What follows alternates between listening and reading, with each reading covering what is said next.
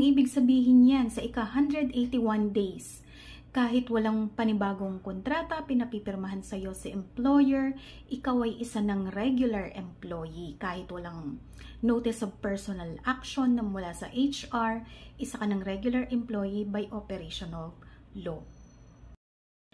Anong mangyayari kung wala kang pinirmahan na kontrata? Ibig bang sabihin nun, hindi ka na empleyado ng inyong kumpanya?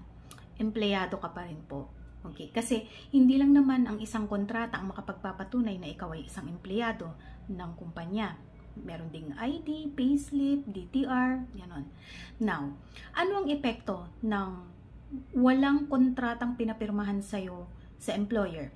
Ano ang effect? Ibig sabihin lang nun, on the first day of your employment, ikaw ay isa ng regular employee. Bakit?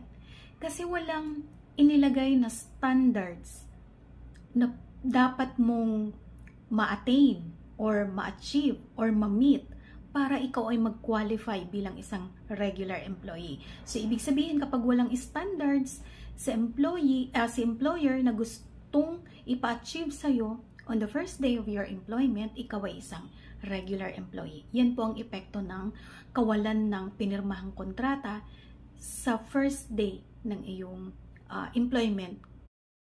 Pag probationary employee ka, pwede ka bang tanggalin anytime during your probationary period? Okay. Hindi ka po pwedeng basta na lang tanggalin without just or authorized causes of termination na nakalagay sa labor code. Okay. Just causes, serious misconduct, willful disobedience, gross neglect of duty, mga ganon. Commission of a crime. Authorized causes naman, redundancy, retrenchment, closure ng business, ganon.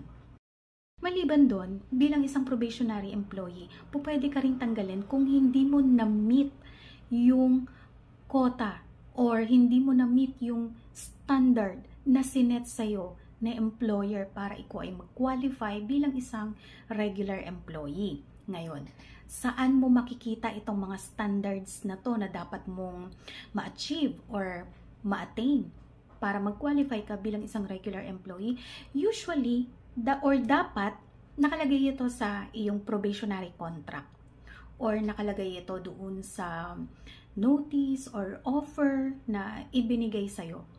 Na-explain doon, na ipaliwanag, nakadetalye, or naka-elaborate yung standards na dapat mong ma-meet to qualify as a regular employee.